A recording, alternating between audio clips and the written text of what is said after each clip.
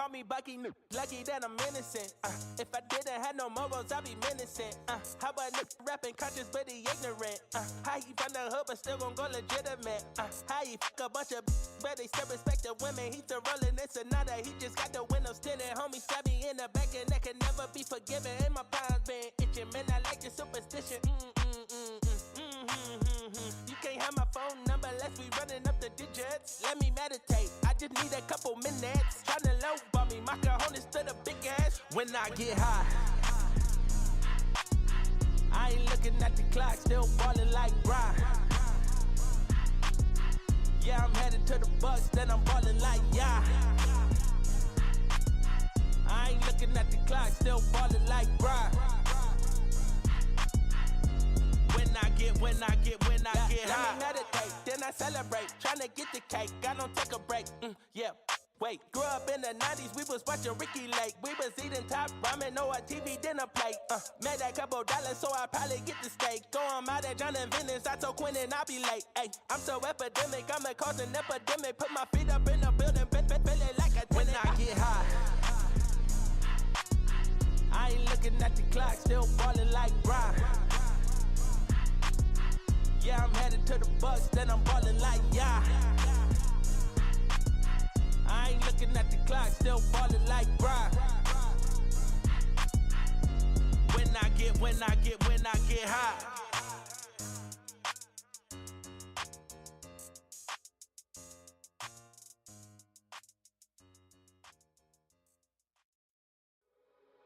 What's cracking?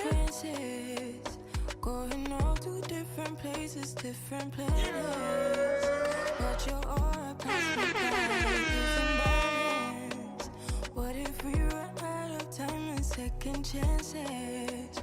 Empty-handed. You like fast life. You like to drive and get down and dirty. Act like a bad guy. You want some love, you like when you feel like calling at midnight. You got the best of me. You got me losing sleep. I've been hoping, baby. I was hoping, maybe.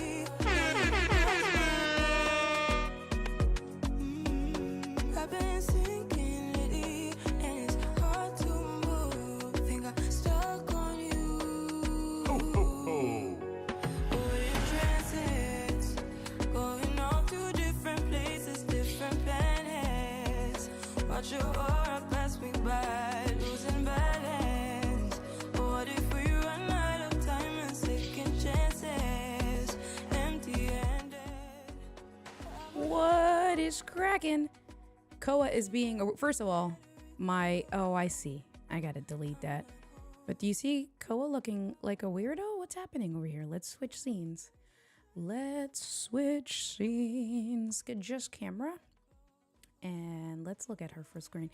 I don't know what she's looking at. What is she? Why? Oh, was she eyeing her toy that whole time? Quite possibly she might have been eyeing her toy that entire time. What is cracking, fam? Is this the right one? Nope, that's that one over there. Is that this one here? Hey! What is poppin', everybody? How are you guys doing this fine evening? I saw Todd Christmas Clatter. What is poppin'? Hey. Oh, I know what happened. All right. I gotta see. So if I pause the music, bring this up. Hey, come back over here. And Ho, ho, ho. there you go. What is poppin'? How are you guys doing?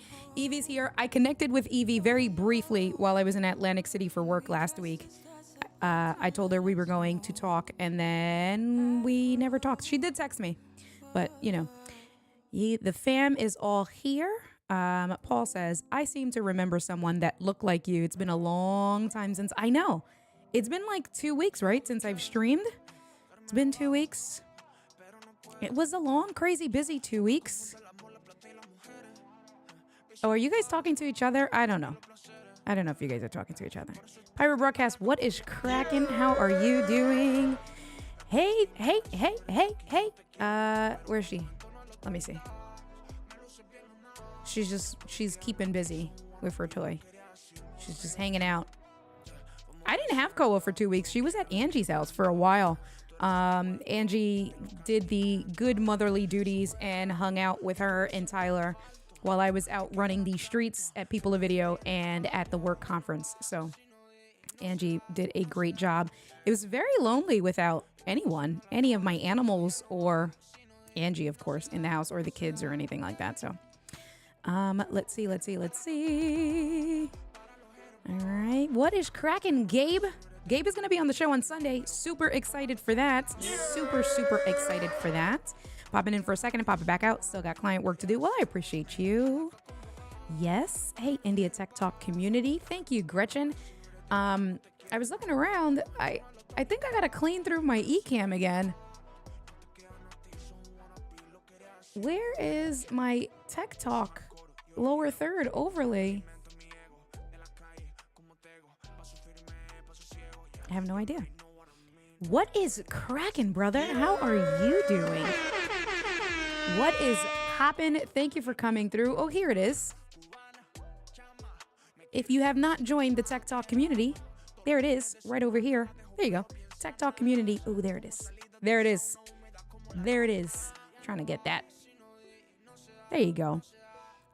Koa is in the bushes. She is in the bushes. She's just hanging out. Guys, I have to tell you a story. We're going to go over Zoom settings today, but it wouldn't be a normal stream. I'll bring this down just a little bit. It wouldn't be a normal stream if I didn't tell you guys all of the shenanigans of my life, right? This is why you guys love me. You hang out with me because of all of the crazy stuff. So I will tell you the crazy stuff, and then we will start with the actual Tech Talk stuff. So, you know, I live in the city. This happened once last year with Tyler. Unfortunately, when you live in a very dense, populated area, there's fleas. I'm not dirty. I'm a very clean person. Tyler, this whole time, I had Tyler for 12 years. I lived in a more suburban area. Tyler's never had fleas. My first year living here last year, Tyler got fleas because we would hang out outside on my stoop. And unbeknownst to me, because there's stray cats outside. I didn't know. I genuinely didn't know. Tyler got fleas. And then this week, when Angie brought the dogs back, I don't know if it was while Tyler was out or out in the fields, because Angie lives in a suburban area where there is grass and all of that stuff. Tyler had a flea on her. And Koa had a whole flea on her. I'm going to pause the music so we can talk about this story.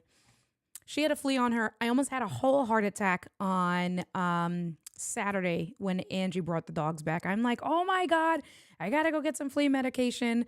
It's bad, right? Like it's yes. You like the audio, the light bar synced with your audio's a ball move. Like it. Well, when I had the music on, it was even more, but thanks, James.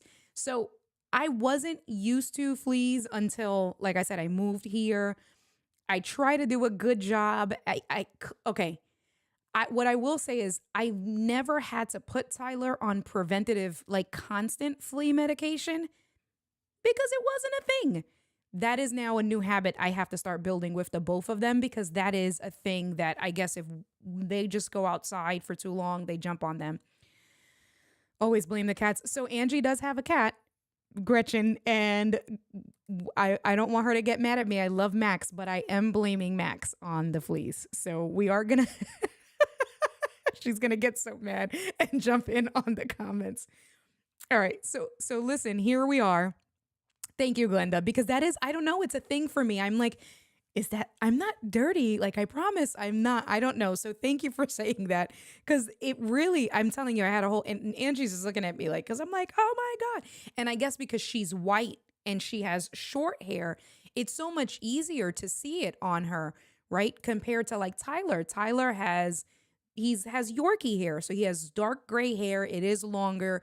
I immediately saw on, Koa's head where the flea was. She's looking at there's like a house fly. So she's looking, that's what she's doing. All right.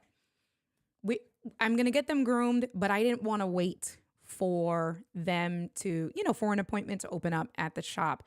So I'm like, all right, let me give Koa a bath. Her coat, it was a little bit dirtier. So we have, the shampoo for the whitening for white dogs.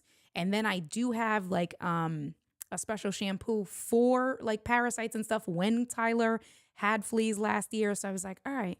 So that's a bathroom right there, right? This little right next to the baggage sign is a full-size bathroom. I have 2 full-size bathrooms here. I use the bathroom, but I don't use the shower. So I've been saying that I'm going to get a shower head with a hose to use for the dogs. And then when I have guests, I can clean it and stuff like that. But I only use the toilet here. I don't really use the shower. So I brought her downstairs. Angie went home on Sunday. I brought her downstairs. I'm like, all right, let's take a shower. So my shower is a standing shower with sliding glass doors. She did good. I mean, no dog wants to take showers, but she wasn't going crazy. I got her to sit down and I had a cup. The water was, a good temperature. So I was trying to talk to her. Oh, you're such a good dog, such a good girl. Oh, I love you so much with the water and petting her. She's doing so good. But she wasn't close enough to the water. So I decide to get into the shower with her so that I can get her in. We can close the doors because I had the door open so that I can close the door. We can close ourselves in the shower and I can bathe her and, not have to worry about getting water all over my bathroom floor.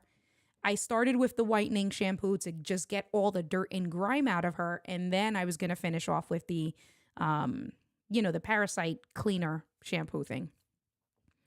And so the track of the door was misaligned and I'm trying to get it back on, get it back in track.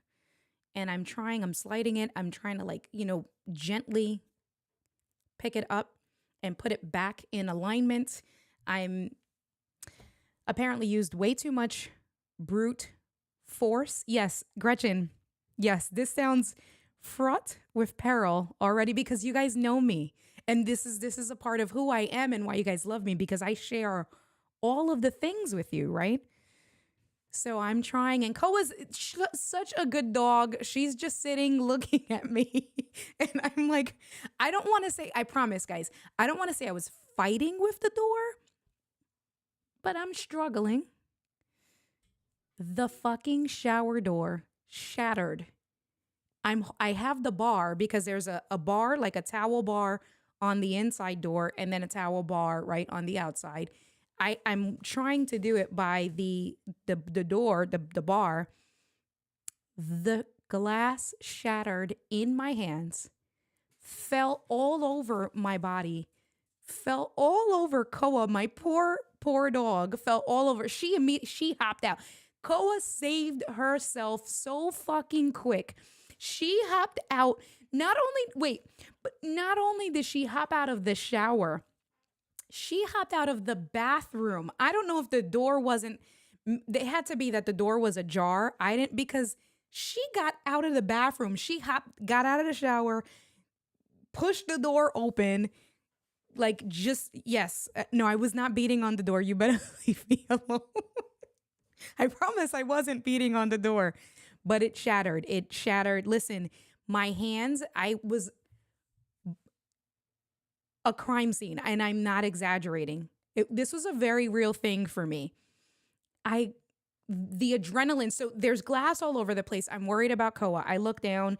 She seems to be okay, but I immediately look down and I'm leaking, literally leaking from both hands. My feet are cut. I had on my body, I'm looking at myself. Koa's outside the bathroom and the glass was in the shower on the shower floor, on the floor of the bathroom. I'm trying to figure out how I'm going to get out. I don't remember, but I think I took my slides off to get in the shower. I feel like I was also barefoot. So then I was having a whole panic attack because I was frozen, literally frozen, because I'm like, I have to step on glass. That was literally the thought in my head. I have to step on this glass to get out. My feet are not cut now, but I'm going to cut myself stepping on the glass to get out. So I'm trying to Um, we talk in tech, but I always start a story with something that goes on in my life. What is cracking? Um, DJ Trick, what's popping? Trying to get out. Finally make it out. I thank God I didn't ruin my feet. It was just the cuts from when the glass like hit my hands. My one finger here, it's really like just bleeding. I finally get myself together. I check Koa. Koa's fine. Koa has no issues. She's okay. Got out without being scratched. It's my own Hitchcock shower scene. Yes. No, this is not the stuff that needs to be filmed. So can I tell you guys, and then we will get into the stuff. Broken glass and cut feet. Listen, so I finally get myself together. Mind you, Koa is half soaped up because we started the shower. So the poor dog, her hair's matted. She's soapy on one side. She's trying to lick herself. It's because it's this weird thing behind, on her. Look, she's looking at me. She's like, "You talking about me, Mom?" Come here. Come say hello to everybody. Come on. Come. Look, she's my poor dog. She's nice and clean though. Look, she's nice and white and clean. I got her, I got all the dirt off. So I now have to move the both of us upstairs because I have to wash my poor dog. I couldn't leave the shampoo, the whitening shampoo on her because I didn't want it to irritate her skin. But then I have to take care of myself. I finally get upstairs. I take off. I look at myself. There's no remnants of glass on my body or anything like that. Finally, I would say after 5 minutes, I fucking broke down and was just crying hysterically. I think from the adrenaline, crying hysterically. Mind you, Angie had just left. So Angie, I think, was on the road for about maybe an hour and a half, 2 hours. I was trying because I knew that if I called her crying hysterically, she was going to have a panic attack. And I didn't know what to do. I just wanted to be comforted, guys. That's all it is. And I have no one that's close to me, right? It's not like I can call my mom to come and keep me company. I have no one that's close to me. And I just wanted to be comforted. Comfort. You guys know, I wanted comfort. And however you say that properly, don't judge my Spanish. I call her hysterically crying. The first words, now, I think you guys know Angie's a nurse. Angie's an LPN. So the first words out of my girlfriend's mouth, calm, cool, and collected, is, "Do I need to call 911?" And I'm like, no, yeah, I'm okay. She's like, "Are you okay?" And I'm like, "Yes."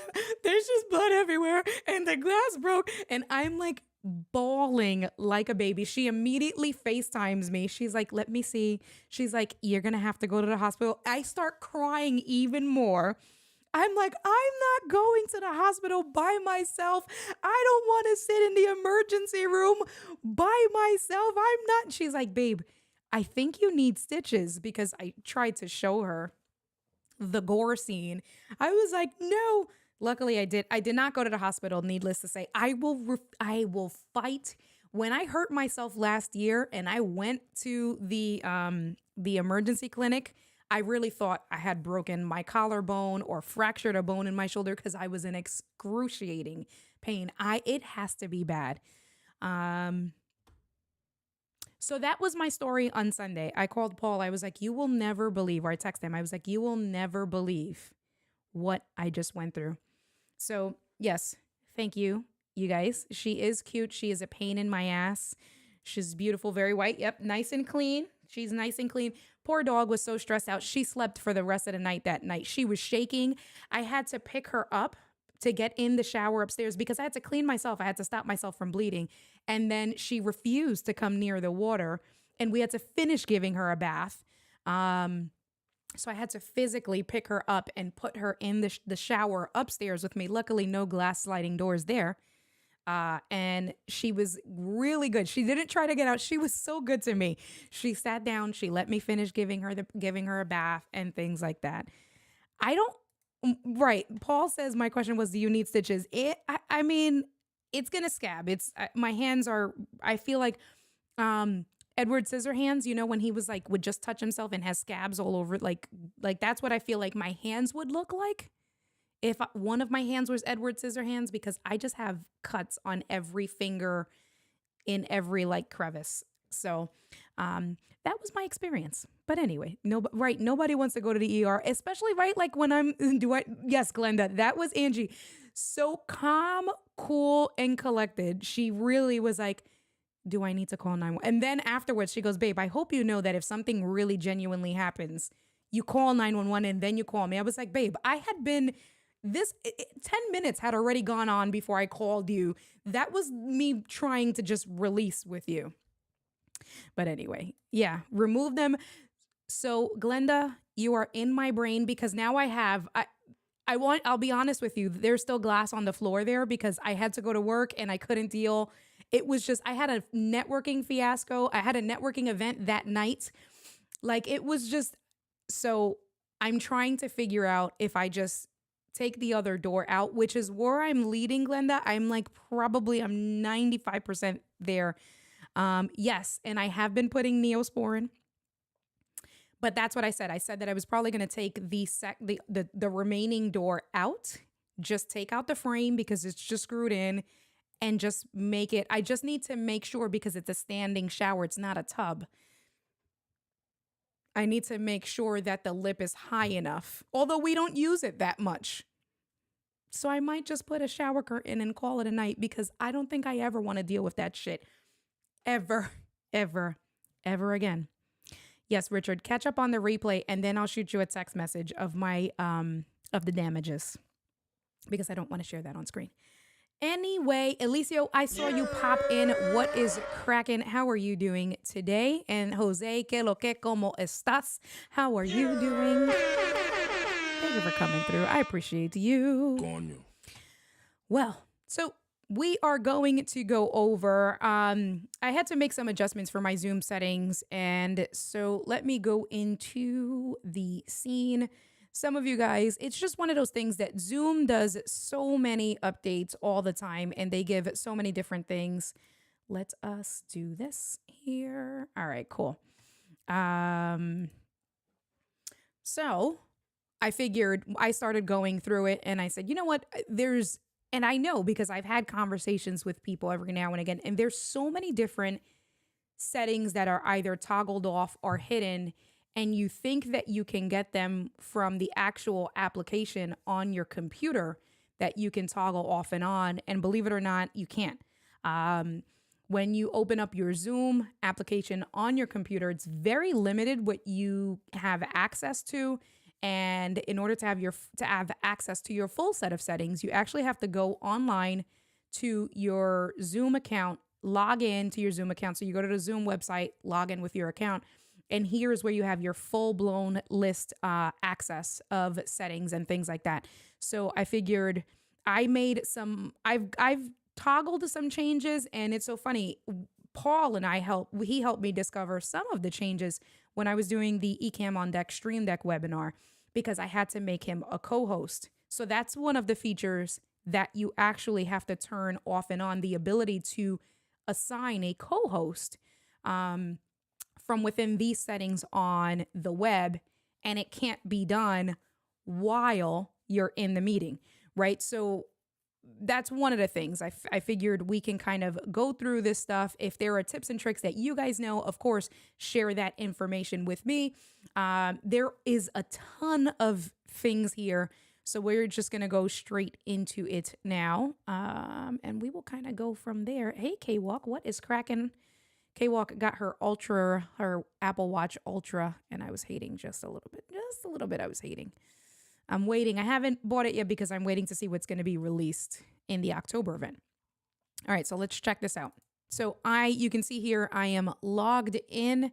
I'm in my main profile page, right? So this here, my personal meeting ID, you can change that. You can have it change every single time, or you can have it one personal meeting ID. I have it set so that it's the same personal meeting ID. If I ever have an issue, then I can just go in and refresh it. I have the basic paid account. So not basic, but I have the first level of the paid account. So you can see 100 participants.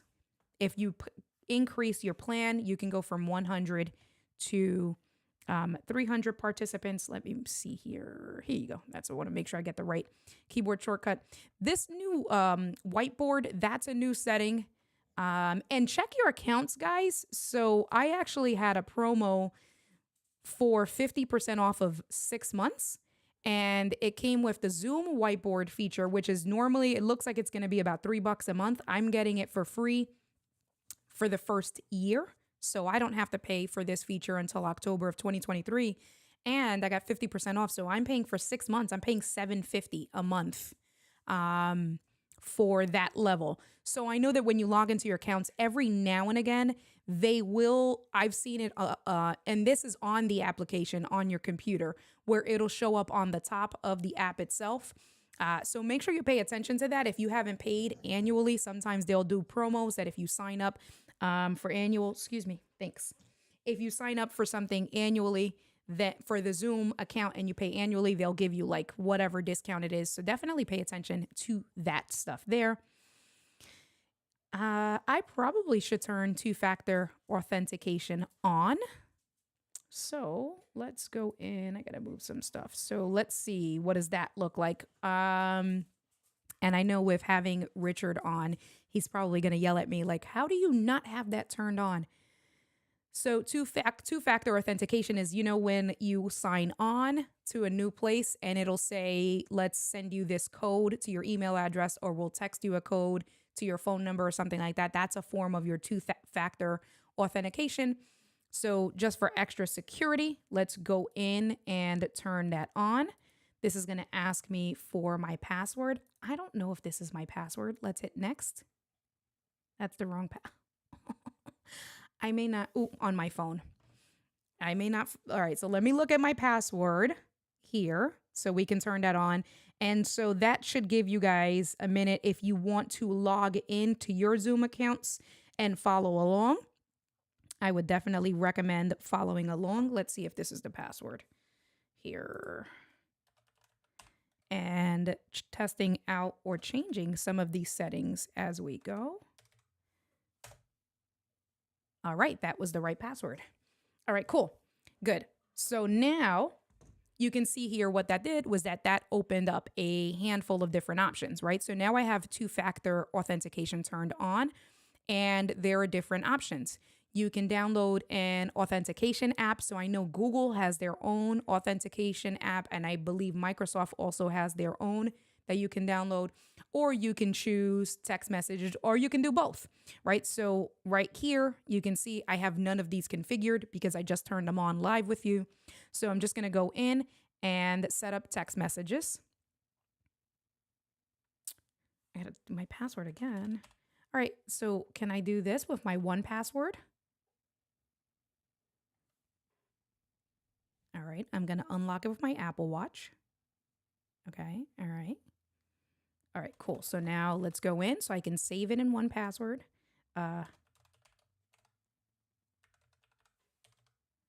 Hey, hold on.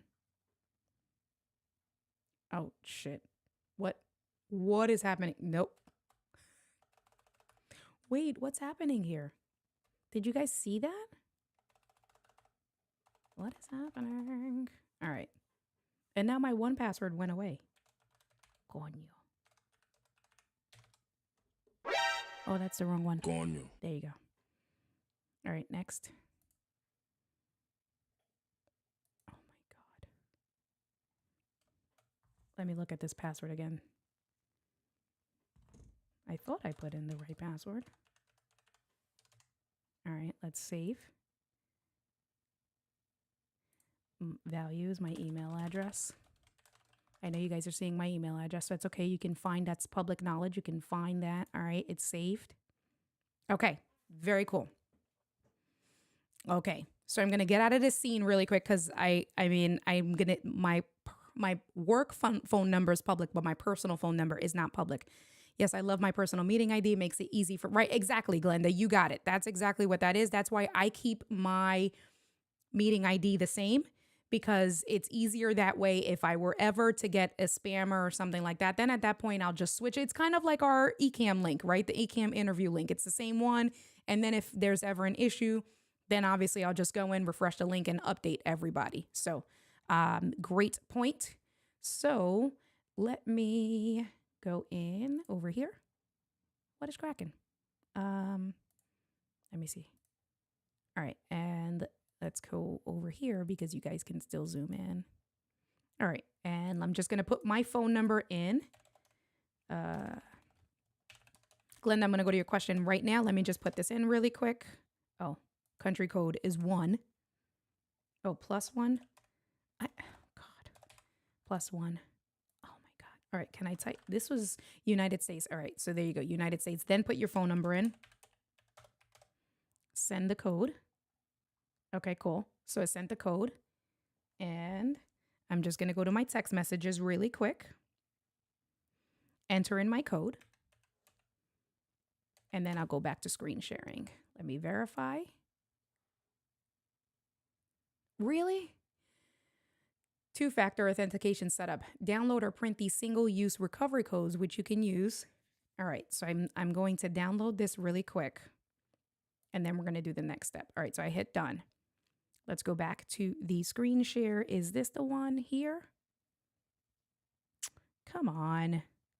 Next scene. My Loupedeck is acting up. Let me see if I unplug my Loupedeck. Plug my Loupedeck back in. Okay. Glenda says, question, does it only make you do the two-factor authentication if you log in? Yes, if you log in from a new place, or if you like clear your cache and clear your cookies or something like that. So here's the thing. It depends also on the security settings of that application as well. So some places will only save your saved password for, let's say, 30 days. Then after 30 days, it'll reset that two-factor authentication, and it'll ask you for an update just to make sure. So that's contingent upon, let's say, the platform, let's say like Zoom, right? Where you're entering in your username and password. If they have a set time frame of how long that saved information lasts. So that's one way that it'll ask you. I know that like for the bank, for instance, with my stuff, and even like with banking applications, sometimes they'll choose to reset that for you, let's say every 30 days. And then you just have to go in and have them resend you the code and just re-authenticate. And then absolutely, if you're logging in, let's say from a new phone, a new tablet, or a new browser, or let's say it's Safari, but you've chosen to clear your cache and your cookies and clear your browser history, then at that point, it's going to ask you to re-authenticate again. So that's a really good question, Glenda. Thank you for that. Let's go back. All right, so what do we got here? So you can see down here on the bottom, right, backupcodes.txt. So I'm going to save that somewhere, and I'll probably save it on my 1Password. So those are the codes that normally I can save and plug in. Let's go back to that setting, right? So you can see here now under my authentication methods, SMS is paired. Oh, I can view the recovery codes here. So if I ever lost the codes or I forgot where I saved them, I can re-download them there. But that doesn't do me any good if I don't have them saved and I'm logging in from a new device. So let's see what this authentication app looks like. Again, all right, so let's see. All right, cool. So no, I don't want you to scan that code. Let's see. Oh, my Loupedeck is acting up. Can I open up my Loupedeck? Guys, I love the Loupedeck, but sometimes. Let's stop the Loupedeck. All right, let's just go back. Let me see, where are we? Previous scene. Cool. And I'm just going to go in for that app because I have the scan code, right? I'm going to scan that QR code, and I don't want you guys to scan the QR code and set me up for failure. So, although I guess, you know, somebody can kind of go in and still do it now, right? Or if they're watching the replay. But, so what happened here? Hold on. That's weird. I scanned it, and I may do this afterwards.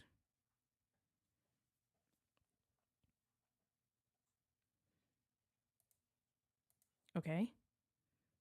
I'm so confused.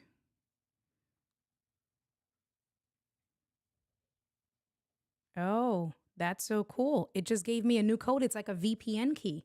So when you put in your password, it gives a code. Oh, that's cool. You guys have to go through it to understand. That was really cool. Really cool. Really cool. All right. So let's go back here. All right. So I set that up. Okay. Paul, frequently, if I have not used a device before or if I don't declare it safe, I have to do two-factor authentication. I never declare a device safe. See, I got to learn from you guys. I can definitely do a better job with that stuff. That's great advice. And so here's the thing in this section. Richard is going to come on and help us do a cybersecurity, internet security, all of that stuff. We're going to do a series together. So I guess that's something we can add to the list, Richard, of talking about two-factor authentication, and why it's important and tying it. Why can I not talk today? Tying in all of that stuff. Darn, I was starting to get, I knew you would want access. Yeah. What is poppin', Laura? How are you? All right. Yes, you should edit that QR code out. Acts like to the security fobs. That's so cool. I didn't realize that. Yeah, it changes every like 10 seconds or something, just like the VPN key at work. And Richard, he got it. Cool. All right, so let's go back. So those are security settings, right? So that's down at the bottom. So now I have the app paired. I have SMS. If I need the codes, I can kind of go back. It's there. The linked accounts. So I do have my Google account linked there if I wanted to link, or you can choose to sign out from all devices. So if you do feel that your account was hacked, you can kind of go in, sign out, change your password, sign out from all the devices, and then kind of re-sign in again. Or if let's say you lost your device and you haven't wiped it, right? All of that good stuff. You can just go ahead and, or if let's say you logged in, you were in an office somewhere, you logged in and forgot to log out. That's where you would choose that sign me out from all devices. All right, so this is just the main profile page. Super quick, super easy. We go into meetings, and this are what I have, upcoming meetings, right? So those are some of your settings there. What we're going to really look at on the left-hand side is some of this stuff over here. Can I move this? Yeah, there you go. Let me move this over so when I make it bigger, there you go. So we're going to be looking on the left-hand side under admin and user management. So the first thing I'm going to do is just go under admin and user management. Actually, what do we have under settings? I lied. We're actually going to go to settings. So under settings, right on the left-hand side, you see here it opened up a new page, and now you have different tabs. You have your meeting, recording, audio conference, collaboration or collaboration devices, Zoom accounts, whiteboard, blah, blah, blah. So let's start off with meeting. And then under meeting, you have a handful of different things. So you have schedule, in meeting, et cetera, et cetera. These settings that I'm sure we're not going to be able to go over everything in its entirety today because it is insanely long with all of the settings that you can change. But I'm just going to go in and show you, I guess, briefly show you some of the things that I have done. Okay. So one of the things that was driving me crazy initially when I first set up Zoom was when I would schedule a meeting, if someone, so I'm hosting a meeting, someone is going to come in to my Zoom session. Let's say they're earlier than me. If you don't turn on your waiting room, they're going to be automatically in the Zoom session waiting for you. So you want to make sure when you come into your settings under the meeting tab, right, come in and make sure where it says waiting room, make sure this is turned on. And it says when participants join a meeting, place them in a waiting room that require the host to admit them individually. Enabling the waiting room automatically disables the setting for allowing participants to join before the host. So you have that option. Just make sure, I would say, just make sure that it's just easier when you're hosting it. It's a cleaner thing where it gives you, it's kind of like the live stream and a countdown timer, right?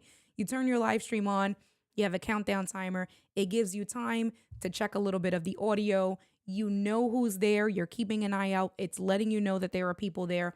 but it's not like the meeting is starting abruptly. So I would say definitely turn that in.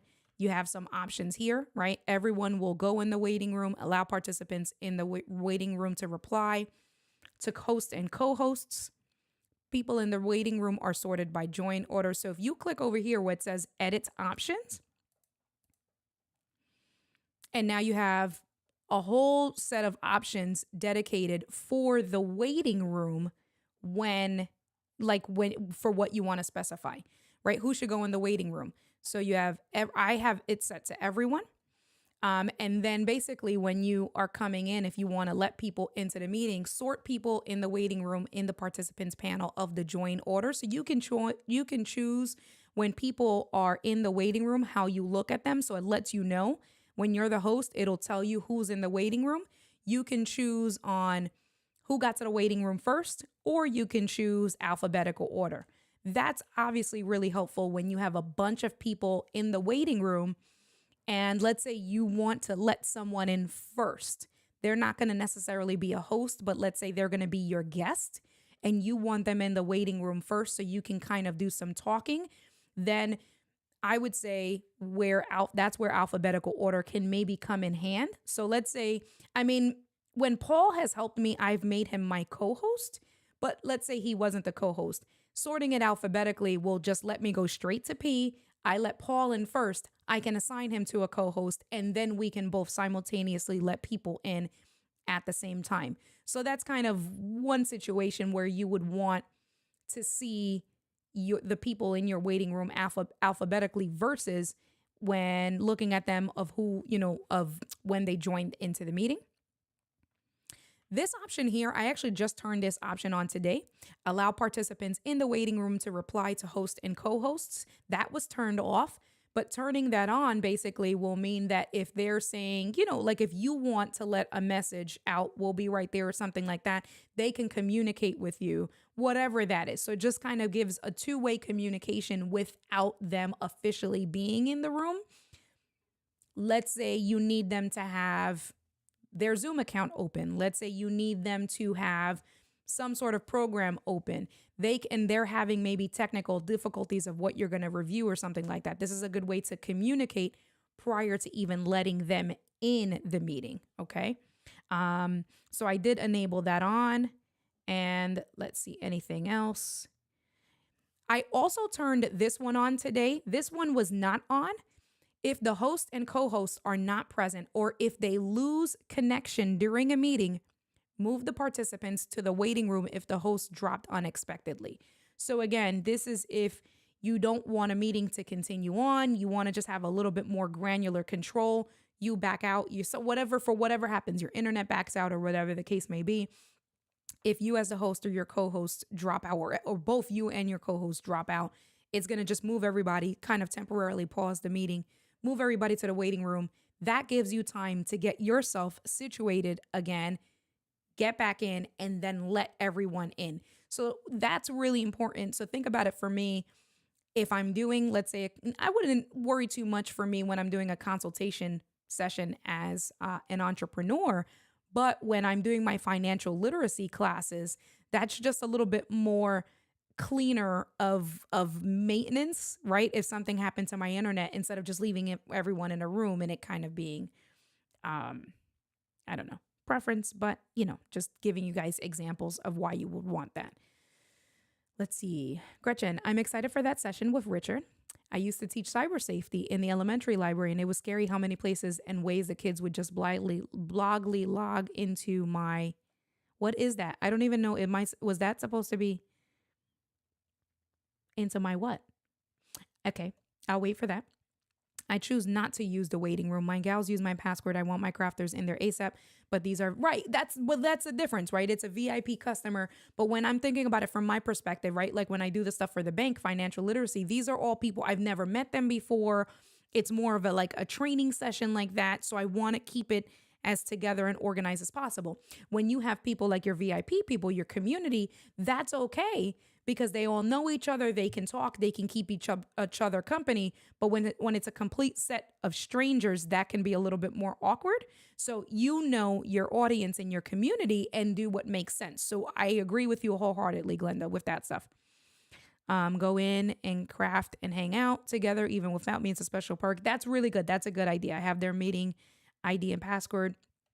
All right, cool stuff. So thank you for sharing that. I like that. And again, depending on what your community is, that would make sense.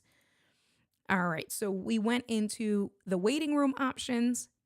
Here, I'm going to have to change this after the fact, but this is a password that you can change, your preset password that you can change for your meetings. You can either create one on your own, or you can let Zoom generate one for you. So I just have to go in and rechange that. Here is what Glenda and I were talking about, your personal meeting, your personal meeting ID and the password. So you have that there. You can change that. Some settings for the phone. One click. Let me see. Authenticated meeting participants and webinar attendees can join. So I'm not worried, but I can't. And actually with what I do, I can't worry about authenticated users because there are people that are dialing in from their cell phones, tablets, all different types of things. So I didn't turn that on, but depending on your use case, you may want that turned on. If the waiting room is enabled, phone only. So again, these are phone only users. I actually have that set to be blocked from joining the meeting because again, depending on what I'm doing, I want to be able to see you. I want you to have full access, right? So you can turn that off or on. This is block users from specific domains. So like, indiad.live. So if you want to block .live or, we see the domains now that are like spammy or something like that for whatever reason, you can actually put in that domain, turn that on, and whoever has from that domain, they'll be blocked altogether. Let's see. Block or approve from countries or regions. So just all of that stuff. In terms of scheduling the meeting, right? Some features here, right? The host video and participants video. You can see here, I have both of those turned on. So basically what this is saying is that when I start a meeting, my video will be turned on, and I want my participants to have their cameras turned on. They can choose to turn that off, but the setting automatically is that when you come in, your camera is going to automatically be turned on when you're coming into my meeting. I have a special ongoing meeting that my team can join anytime. Any customer facing meetings has all the security options, right? Exactly. So it depends. Customer facing meetings, that it's a one-time thing, that can have its own set. But then like Paul is saying, the team can join in any time. If you're doing a paid event, the authenticated user would be handy, right? Where it's people that you don't know and you want to trust. And then exactly, if it's a paid event that you want to have that more granular structured control, then absolutely, that's where you probably would want to turn on the authenticated user because you don't want to be spammed and you don't want your meeting where you do have other people who have paid to attend. You don't want someone to come in and just kind of crash it.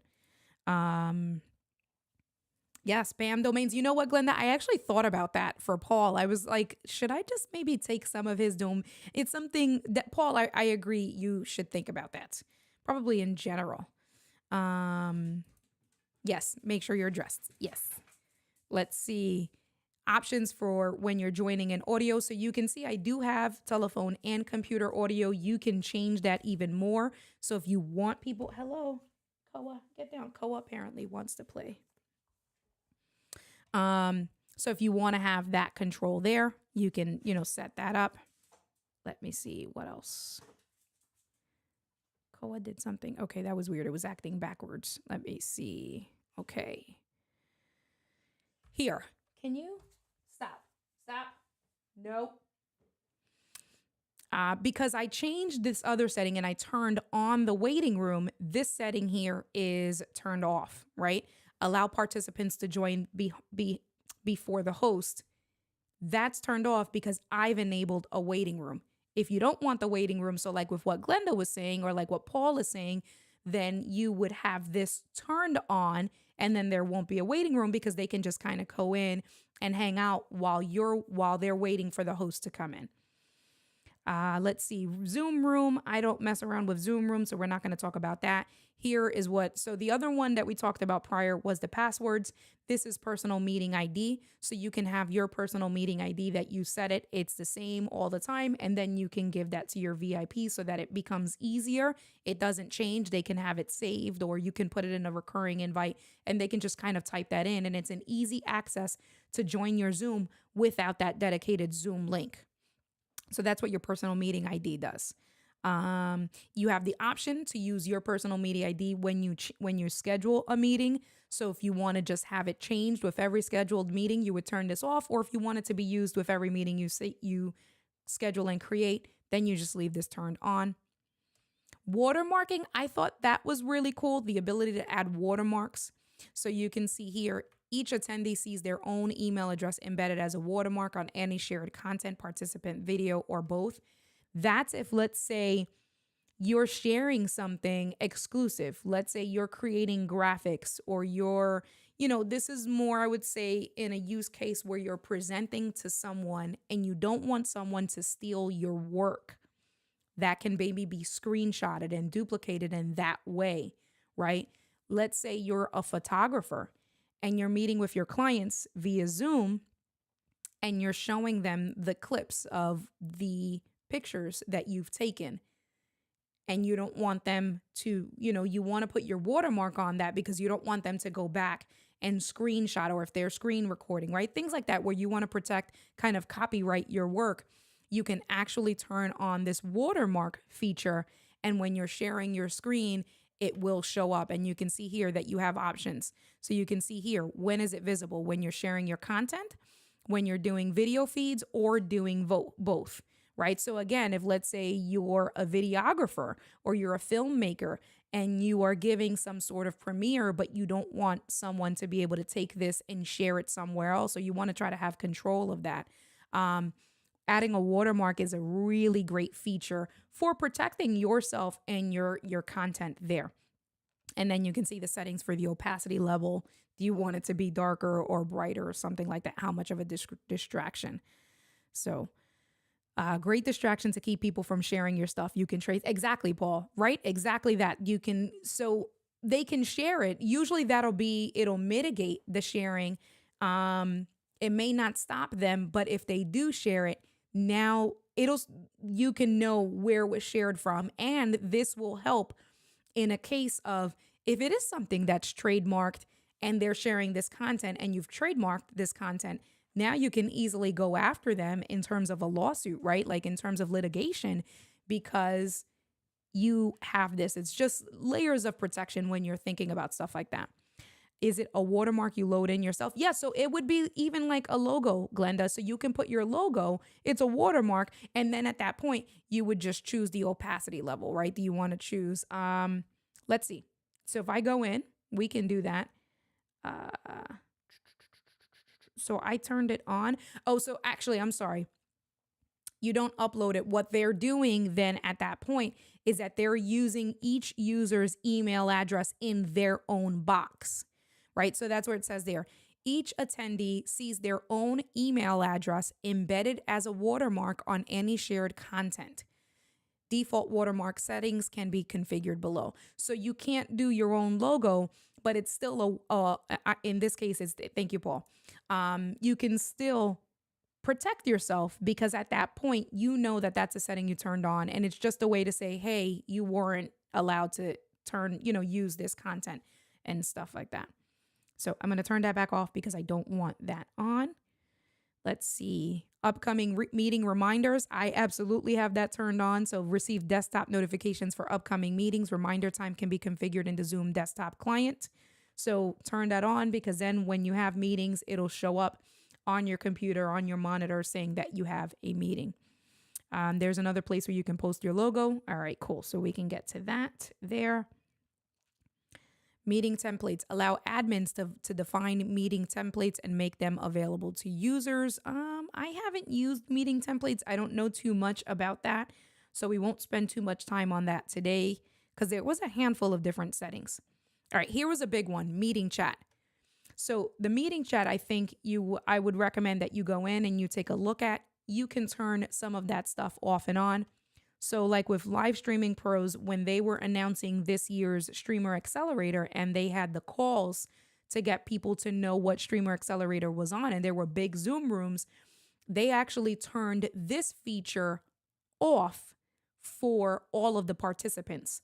So the only people who were able to save the chat were the hosts and co-hosts, right? So if you were just a participant and there was chat in there, and that's more for privacy settings, especially when you have a Zoom session where it's 200 and 300 people, right? For privacy settings, if they're sharing their own information or just answering questions that maybe, they don't want spread across the internet and things like that, then that is a reason why you would turn that off. So just knowing the type of meeting you're going to host and maybe coming in and, for maybe that one particular meeting, you want to have that turned off, but normally you would turn it on for everyone. I have it turned on and it says by default, allow participants to chat with, and you can change that setting as well. So here's another thing to know is that you can change who the audience can chat with, right? So do you want the audience only to chat with the host and co-hosts, or let's say your guest or something like that, or anyone indirectly, right? So you can turn off direct messages. So again, in terms of privacy, in terms of harassment and things like that, you have really granular control, and it's really thinking about your meeting and who your audience is going to be and what the purpose of that meeting is, to really go in and pay attention to these settings, because it can be really useful and effective, right? Glenda says made perfect sense for that LSP, right? You understand that because there was about 100 people in each room. And if you didn't want to be direct messages from someone, because I was a moderator for those rooms, and there were one or two people that were not being community friendly. And the last thing that we wanted was for them to, direct message someone else and just disrupt the whole flow, right? So just paying attention to that type of stuff. All right. So I have, for my settings, because I'm not really hosting a lot of stuff, I have it turned on for everyone and anyone directly. The other thing that you want to look at is saving the chat. We talked about that. So allow users to save the chat from meeting. You can turn on the settings for just the hosts and the co-hosts, or for everyone. Only users in your account can chat, right? So you can set some granular control there. I have it for everyone. Here's a setting: meeting chat, direct messages. Allow meeting participants to select direct messages to other participants. The chat autosave, I have that turned on. That's a good feature, because then what happens is when you click to save the chat, then it'll save to a file on your computer. So like when I'm doing my sessions, my weekly sessions in Streamer Accelerator with the group, we have that turned on because we're sharing things, whether like it's like important links, or like last week we shared our own LinkedIn profiles, and maybe people didn't want to go into it during the actual session, but they wanted to go back and click on the profiles, each person's profile in the group. Well, by choosing this for the chat to autosave, you do have to save it yourself. This will just autosave on your computer to a local file. Let's see. And this is for the host. It'll automatically save directly. So for the host, that's helpful, because if someone else forgot, let's say Glenda was in my room and she forgot to save it, it's going to automatically save the chat for me as the host. And then I can share that out with the community, which we had last week. Some people forgot to save it before the meeting was over. And the host was Kathleen. She went into the group and she just shared the full file with everyone. So that's actually really helpful for you as a host to kind of have a log when you're having activity in chat that could be useful. Let's see.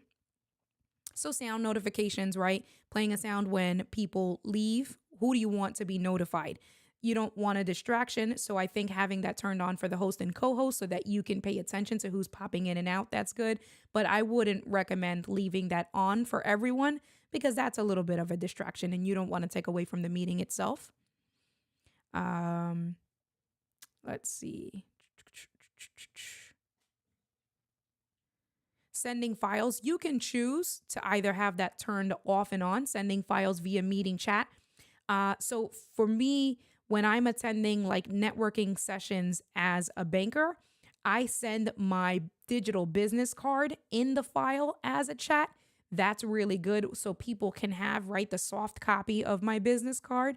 So the first 1 or 2 times where I attended the chamber meeting, they actually had that turned off. And the host had to go in and manually turn this on so that we can share each other's files. That way, if you're sharing images, if you're sharing PDFs and things like that, that people are going to need for that meeting itself, you want to make sure that this is turned on prior.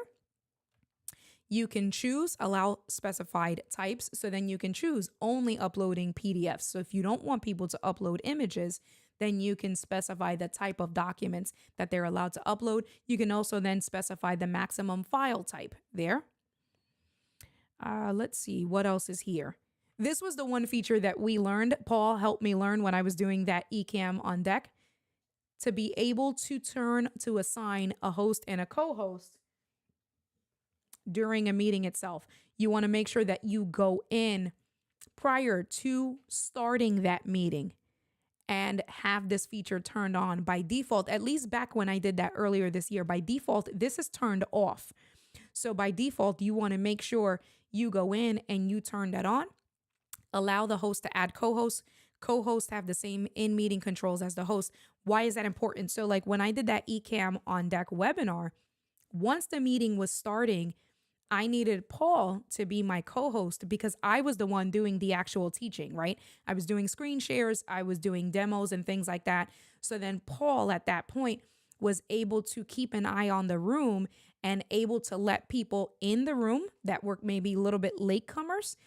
He had full control of that. He had full control of muting the entire room so that when I started the webinar, everyone was muted automatically, and he assists with those types of things to just keep the meeting itself very organized and very clean. So I would recommend making sure that you have this turned on always, because what happens is even if you don't, it's better to have it turned on because you as the host are going to be the one assigning a co-host. So it's better to turn it on and have it, set it and forget it for that one time where you may say, you know what, I'm going to make you a co-host today so I can just dive right in, instead of it being in the meeting. And kind of that's what happened. Paul and I literally learned the first session and we couldn't do it.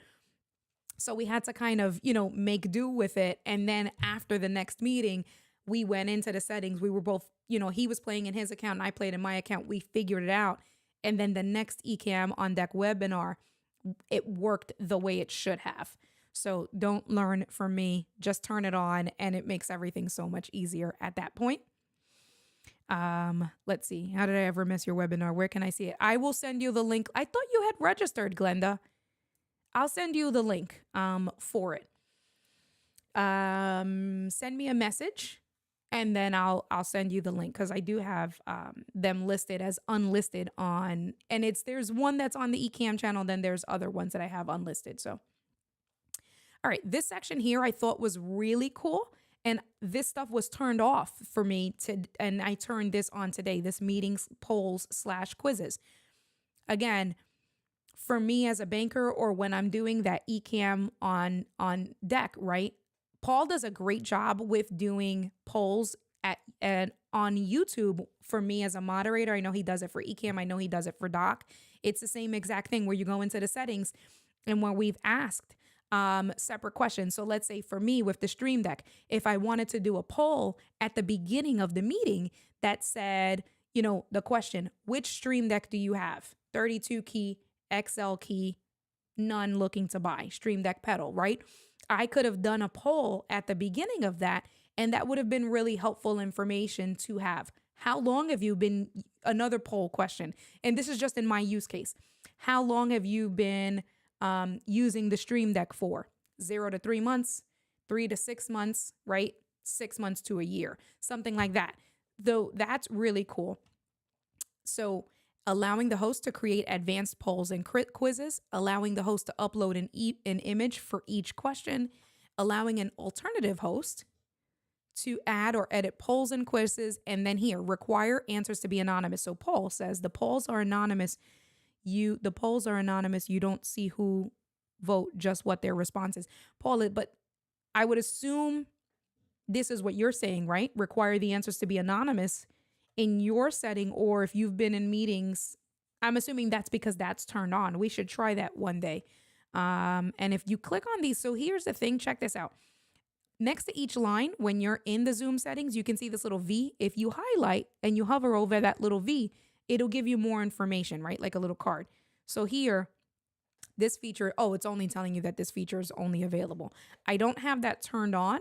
So I would assume that because if I don't have that turned on and I'm hosting a meeting and I ask a poll, I would know people's answers. When would I want that to be anonymous? When I'm hosting a meeting as a banker and I'm doing the financial literacy questions seminar. One of the questions that I would ask as a banker under that type of work that I'm teaching is, when I'm going over debt to income ratios, there's different methods of calculating income. There's hourly, there's salaried, and there's self-employed. So a poll question that I would want to be anonymous, but would be a good poll question, is asking my participants, how are you paid? And then the options are hourly, salaried, self-employed, right? So then that helps me know if everyone in that room, let's say there's 15 participants, if all 15 participants are paid hourly, I may not spend an extra 3 minutes talking about calculation methods for a self-employed borrower because that context doesn't work. So why waste 3 minutes talking about it if it doesn't apply to those people, right? So that would be very helpful for me when I'm doing that presentation of knowing how to gauge and what information to really spend more time on. And then it's anonymous because you want to respect people where, this person may not want to know that the other person's salaried or hourly or whatever the case may be, right? Because that's private financial data. So just thinking out of the box on how you can use that and why you would want to use polls and different information. Paul says, Paul Duncan says, polls. See, my New York accent is getting the best of me when I'm talking about polls and polls. You guys know what I'm saying. He's Mr. Moderator saying polls can be great to get people engaged. 100%. So I didn't have this turned on. So I did turn that on today, and I want to start taking more advantage of that stuff there. You can do a survey, right? Allow a host to present a survey to participants once a meeting has ended. So again, was this content engaging? Some questions. Was this content engaging? Was the content easy to follow? Did the instructor, the host, whoever it is, deliver the content in a way that was, so that they can give you feedback? That's really, so for me, when I, prior to the pandemic, the majority of my seminars were all done in person. I used to hand out a physical survey where they were anonymous, but those were some of the questions. Did I talk too fast? Did you understand the content? Was there enough time allotted for the content, right? Because that helped me of, do I need to shave down the fat? Do I need to slow down? Do I need to, right? Just helping to make your content that you're delivering as engaging and as applicable to your audience as possible. So surveys can be really good. Polls and quizzes are really, really good to just help you stay in tune with your audience and with your community. Always showing meeting toolbar. I guess I have mine set to auto hide. You can, control that. Show Zoom windows during screen share. I have that turned off. Let's see what else. Screen sharing. Allow hosts and participants to share their screen or content during meetings and webinars. I have that turned on. You can turn that off. So if you don't want people to share content, you can turn that feature off. Again, granular control there. And here, how many participants can share at the same time? So only one can share at the same time, or multiple participants can share simultaneously. Dual monitors recommended, right? Because things can kind of get blurry and things like that. Let's see. What do we have here? I I'm just trying to see because this is, and that's what I'm saying. We're just on pretty much, if I just go back all the way to the top, we are still in the meeting settings, right? So we're just going down on the bottom. But you can see tons of information. And so you can see here along the line as we went. So we went through the security section. We went through the schedule meeting section. We are now in the in meeting. We were in screen sharing. So we were in the in meeting basic. You can see under there's in meeting advanced, calendar, contacts, notification, and other. Let me see. So we were in screen sharing. So you can just choose your control of who can share the screen and when. There's annotation, allow hosts and participants to use annotation tools to add information to their shared screens. You can turn that off or on. Whiteboard, classic, allow to save the whiteboard content. Allow remote control using to share clipboard. Let me see. Slide control is pretty cool if you're doing presentations with either Keynote or PowerPoint. You can choose to let others control. So let's say you're standing up. Okay, so here's an example of this. You're doing a hybrid meeting. You're doing a hybrid meeting where you have people in the room and then you're doing it yourself. So let's say I can't stand at a computer or whatever the case may be. Somebody's presenting. So let's say I'm doing a hybrid meeting. Paul is helping me. I'm in person. Paul is helping me online. I can give Paul control to control my slides back and forth. And I can just kind of dive into the work, right? So that's really cool control and help there. Not Pirate Broadcast says this is a free Zoom masterclass. Awesome. I'm glad. Listen, there's tons of meetings. Hey, girl. This girl, you can't see her because of the settings that I have, but she keeps jumping on top of me. Can you sit down? I'm glad that you're finding it useful. It's one of those things, it's like hidden gems. And because I think the bigger thing is because we're not always going on to your Zoom account to look at these settings, and Zoom is constantly updating different things. To me today, when I went in, because I had to tweak some of my settings, I just went in line by line and I was like, oh man, this is what we're going to talk about today during the tech talk, because it's things that I use Zoom on the regular and I turned features off and on. So let's see. Meeting section is the largest selection in Zoom. There's so much you can do, 100%. Polls and surveys are great as long as you don't get carried away with them. Yeah, because then they can be, right? But little one or two things, I think it's really good. The way you said, Paul, to keep them engaged. Okay, so meeting reactions, you can select. So I have attended meetings where they only give you these generic. So the clapping hands, thumbs up, laughing emoji. What was that? A good imitation? The surprised emoji, the heart emoji, and celebration emoji. So you can control that if you don't want people to give inappropriate emojis. I have all emojis turned on. So again, granular control there for meeting reactions. Nonverbal feedback, I actually had that turned off and I turned this on today.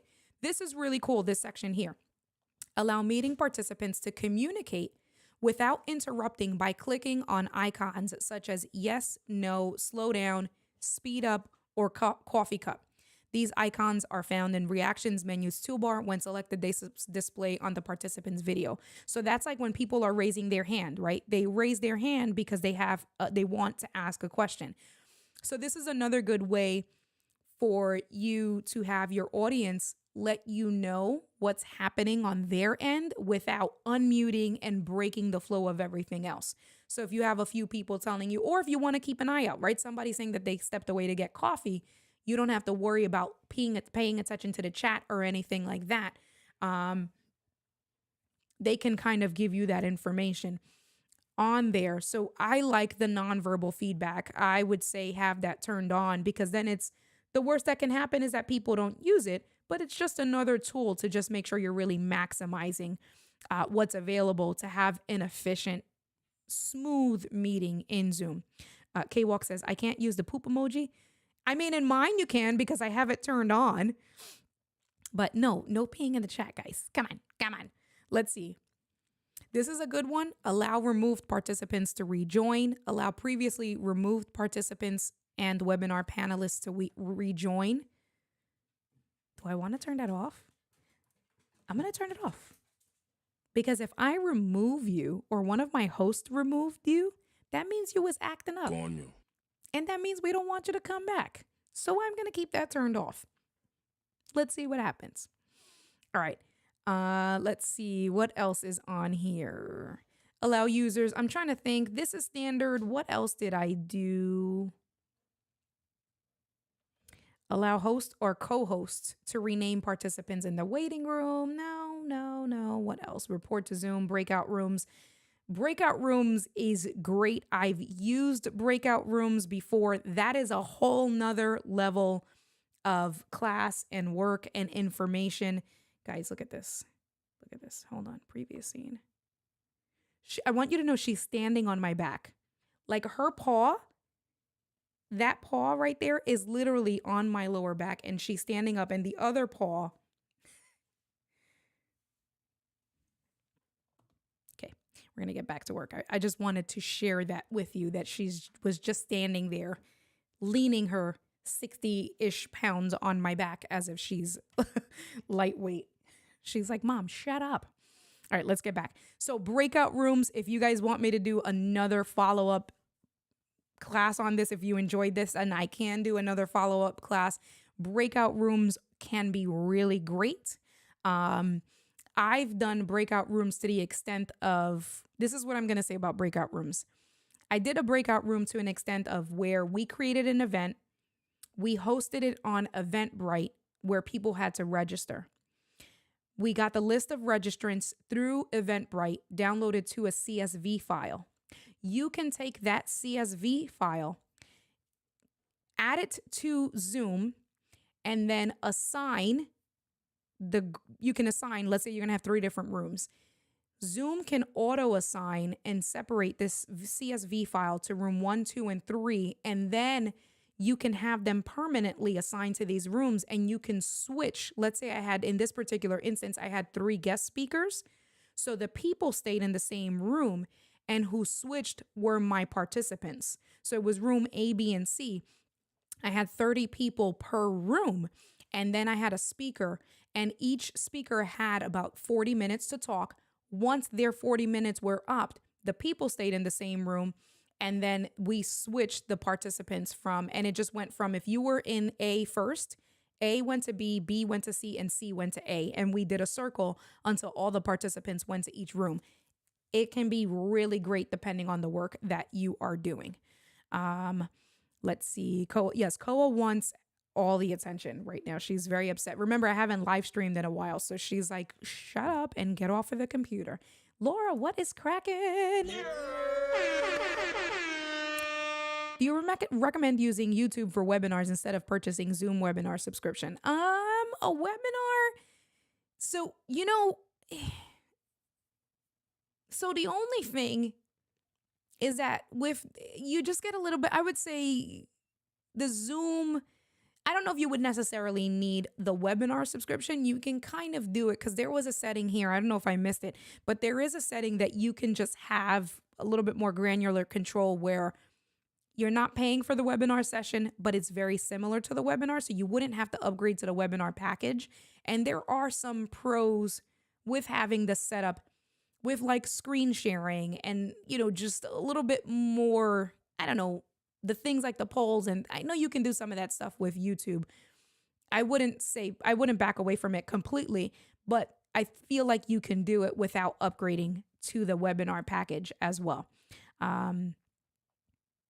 That's true. And so we did, thank you, Paul, because when we did the Ecamm on deck, I had that issue where I was sharing information that people needed to see. And for whatever reason, Zoom was acting completely up with that. And it was hard for people to see the content on screen. So then at that point, it didn't make sense. So, it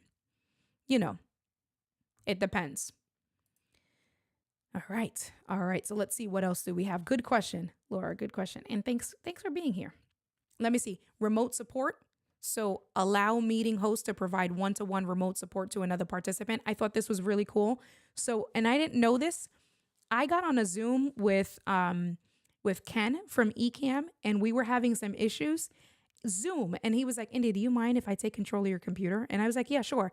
And all of a sudden, a box popped up. I gave Ken permission, and Ken literally took control of my mouse, all in Zoom.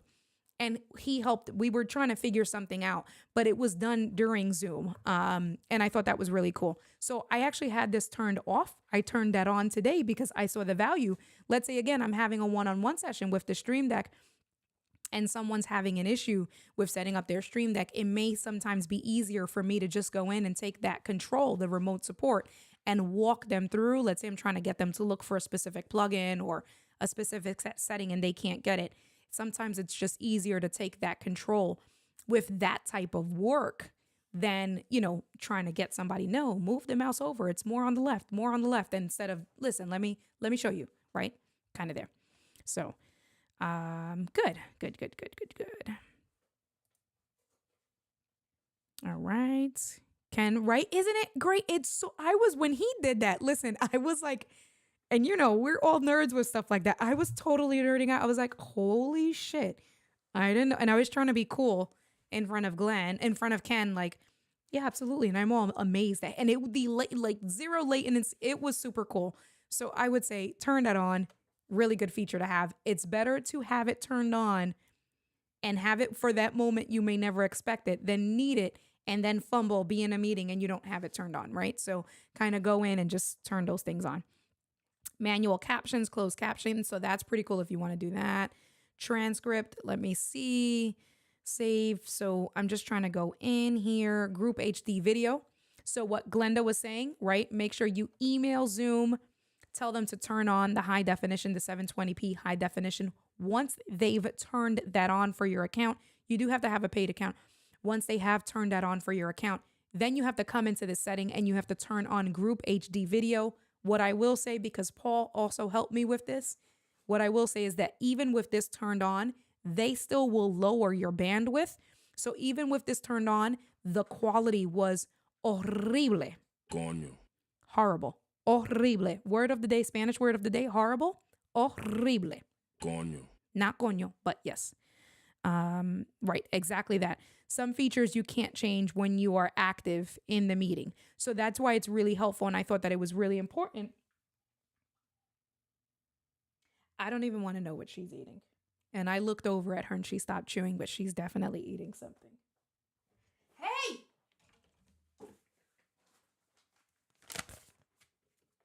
Hold on. I did want to know what she was eating. She was eating a packing slip. Look, guys, teacher, my dog ate my homework. Legit. Where is this? Look at this. Fucking Koa, how?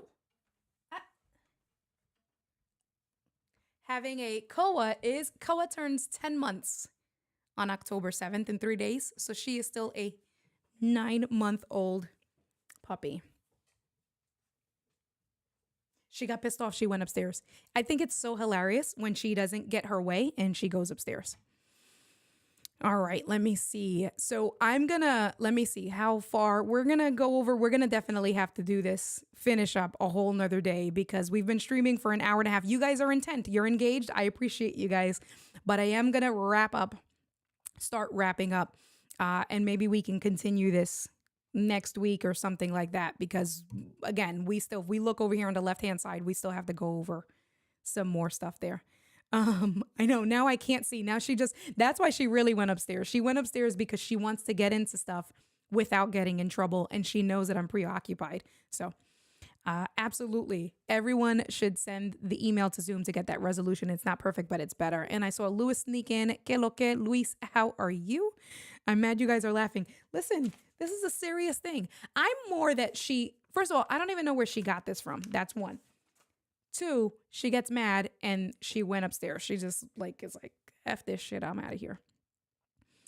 Another year and a few months of puppyhood. Yeah, I know, another year. Yes, exactly. Go Koa. Aldo keeps sneaking into the grandkids' room and bringing their stuffies when he feels ignored. Listen. All right, let's go back to this here. What else do we have? So yeah, so camera control, we talked about group HD video, virtual background, you can turn that stuff on. You have manage, you can change the virtual backgrounds, their video filters, you can turn that off and on. Avatars, immersive view, focus mode, just trying to go in. What else is here? The streaming allows live streaming of meetings. So if you did want to live stream the Zoom meeting itself, you have your options. You can turn on where these meetings are live streamed to, right? So if you don't want this to be live streamed to Facebook, or if you don't want it to be live streamed to YouTube or something like that, you can turn these off and on. I don't think that this is turned on by default. I think I actually turned this on when I did the Ecamm on Deck webinar. So I would recommend going into this section and again, having it turned on. It's better to have it turned on and not need it than it be the moment that you do need it, because like Paul said earlier, there are certain things that once you're in a meeting, even if you go into these settings while you're in a meeting, once you've hosted the meeting, the changes will not reflect until you start the new meeting or you end that meeting and have to start the meeting again. And that's the last thing you want. So I would recommend, if you haven't been following along with us, just go into your settings and just kind of go through everything. It took me about maybe a half an hour to literally understand what each section was, how it would apply to me, and if I wanted that feature turned off or on or not. But you have that custom live streaming service. So this is like if you have your own website, or if you want to embed the stream somewhere in a private place, like a website or something like that, you would want that turned on. It gives you an RMTP key. And then with that RMTP key, you would just configure everything there. Let's see. So here, if you are giving webinar style classes and you're going to mute everyone, here you can control where if they want to mute themselves, you can actually turn this feature on, where now it's right, you're maintaining the flow and the disruption. So if it's something where you're teaching work or you're having a guest and you don't want people to have because a lot of people don't know how to mute themselves. A lot of people don't know how to unmute themselves, but in the same retrospect, a lot of people don't know how to mute themselves. So when you have something like that, I would recommend going in and maybe turning it on for that dedicated meeting. Thank you, Paul. RTMP, I said it backwards, but that's exactly that, when you want to stream to a custom place that's not one of those streaming segments. Right, I agree. We both believe that they are off by default. Kevin, what is cracking? How are you doing? Let's see. Let's see. Calendar and contacts. So you can you can sync your Zoom calendar and contacts between your calendar. So I have like both of my Google accounts synced on here. So when I have a Zoom meeting, it shows up across the board on my my Google calendars. Let's see, cloud recording. So settings for the cloud recordings. Once it's done, do you want it to automatically send you a copy? I actually had this turned off. I turned this on today.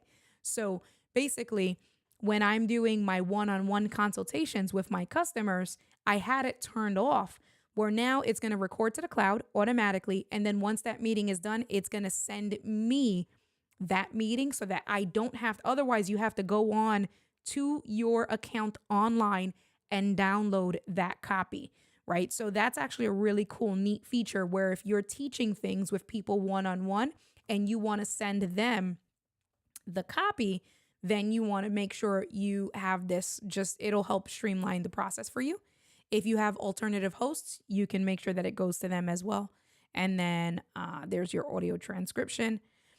Let's see what else here. Email notifications, right? So these are just all email notifications of what happens in your meetings. So you'll get an email notifications when attendees join before you. That is super helpful for me, because again, sometimes I've had people that are like super early and they show up 10 minutes prior to when the meeting is scheduled to start.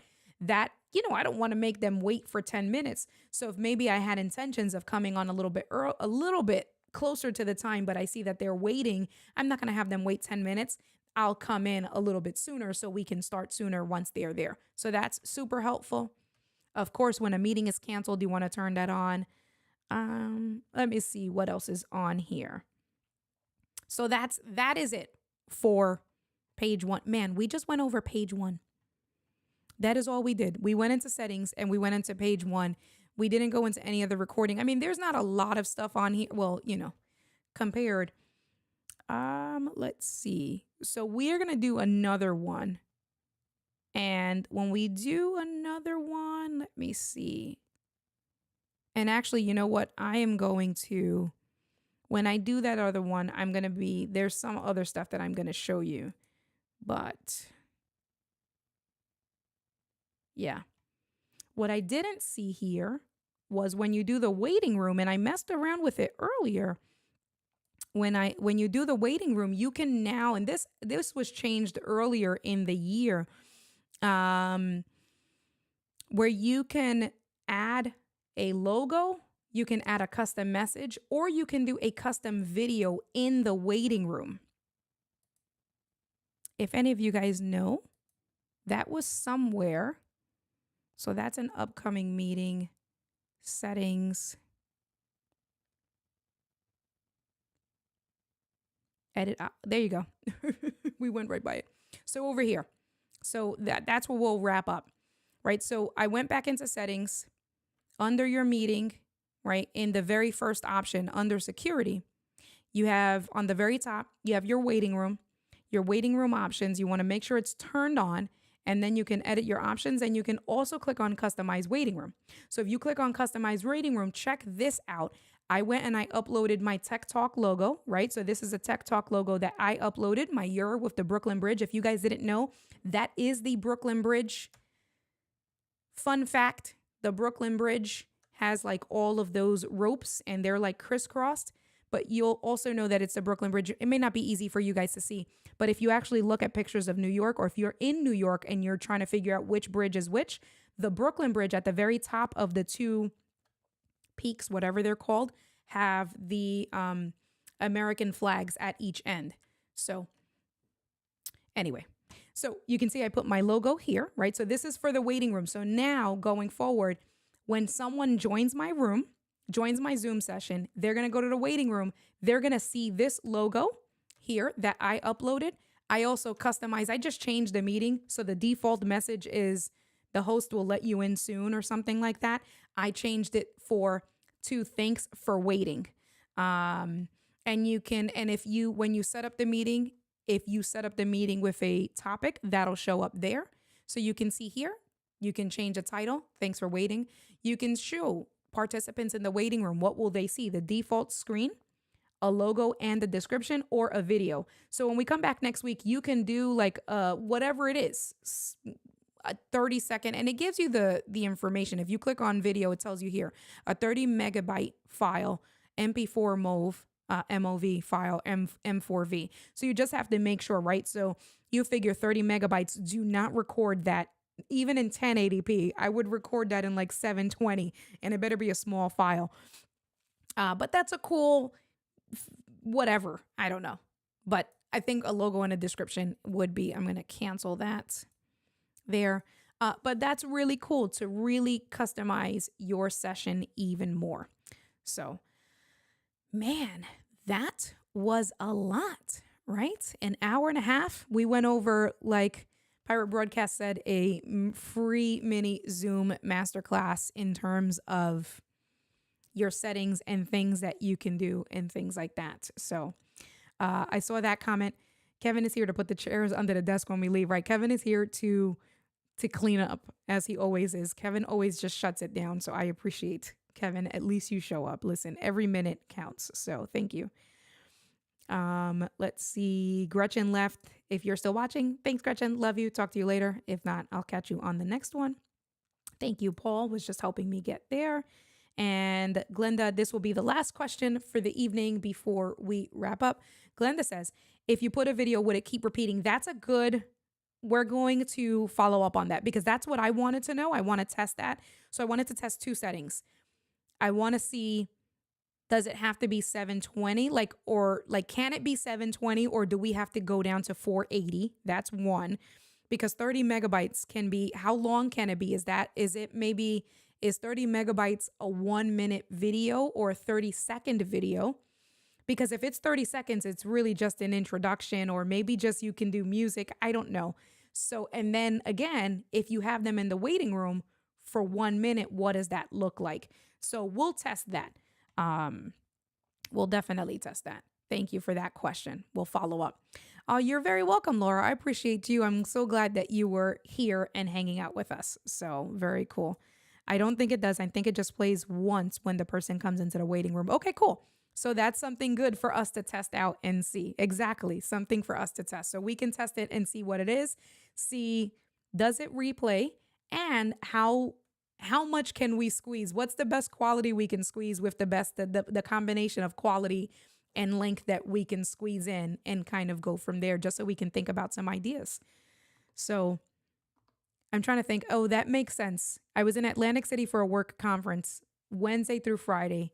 I had a first-time home buyer expo on Saturday, and then a networking event, and I've been working, so I'm losing my voice. I'm like, why am I sounding a little bit hoarse? But that's because I've been talking excessively for work. It has been real. I appreciate you guys. You guys are so great. I love the community. I missed you guys. Thank you so much. I like this. We're going to just end it there. Glenda says, this has been great. I always learn from you. I very much appreciate you. Well, guess what, Glenda? I very much appreciate you. I appreciate every single one of you guys. We are back and doing what we do. Sunday, Gabe, Gabe, you guys know Gabe, LinkedIn King, will be on the stream.